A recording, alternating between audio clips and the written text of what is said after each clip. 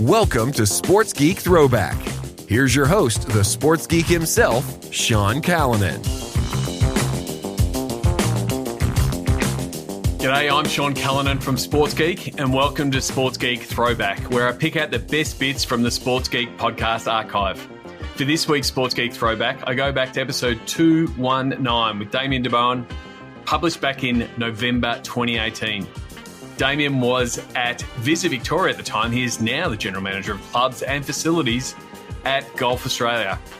Remember, if you need help across digital, marketing and sponsorship, please get in touch. That's what we do in applying the digital to dollars process to help your team build revenue.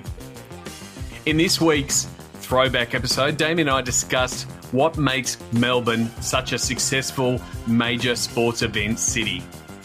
Remember, you can listen to the full episode at sportsgeekhq.com/219. Enjoy. And so from as a proud Victorian, and that spiel is a spiel that I do give when I'm overseas, when they say, what is Melbourne like? There's all these football games and there's major events. And yeah, it does get, I have had arguments with Rich Clark.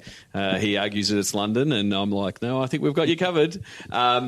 So from a government point of view, is it part engaging the community here and then also the tourism play as far as Visit Victoria is concerned? So to give you a context of scale, we are involved in a $27 billion industry. So this is not just a nice thing to do on the side in and around Melbourne. Our job is to absolutely make sure that people from both overseas and interstate regularly come to Melbourne and consume all that Melbourne and the region or the state of Victoria has to offer.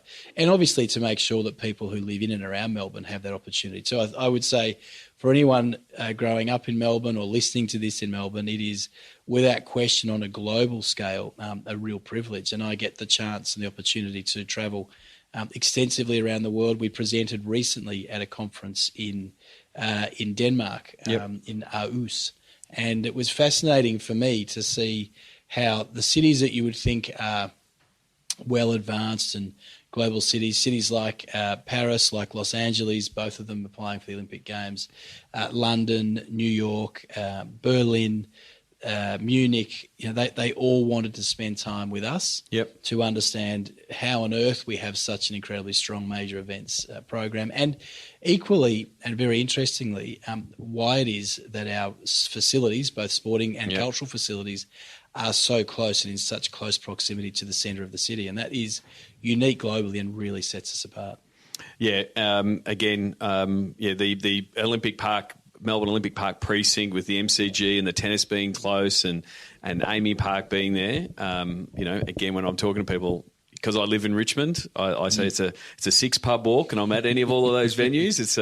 It's great being in the inner city, but it is unique having both from a events point of view, but then when you talk to people like Baden at the Rebels and Dave Donaghy at the Storm and Collingwood, you've got all these high performance teams that are working in the same space. There's so much learning and stuff happening across there. Well, one of the pieces of research that I did going back to my time running the A-League was to get a sense of, looking back then at league expansion and where you would put teams. What emerged is that Melbourne has more teams, not per capita, just more professional sporting franchises than any other city in the world.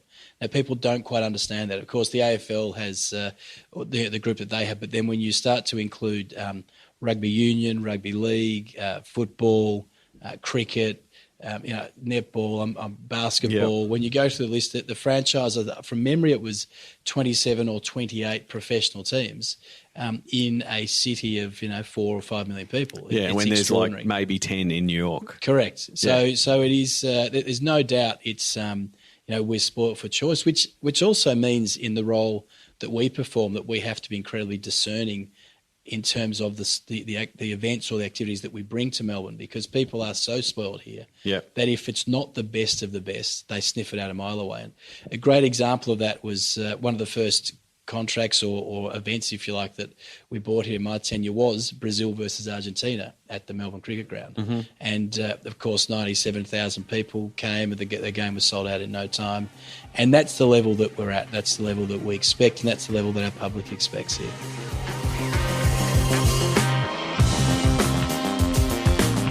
If you like this Sports Geek Throwback episode, please check out the full episode at sportsgeekhq.com. Please share Sports Geek with your sports business colleagues. We appreciate you sharing. We love working with podcast listeners. Please get in touch so we can help your team. Go to sportsgeekhq.com/phone call. All Sports Geek episodes are available at sportsgeekhq.com and all podcast platforms.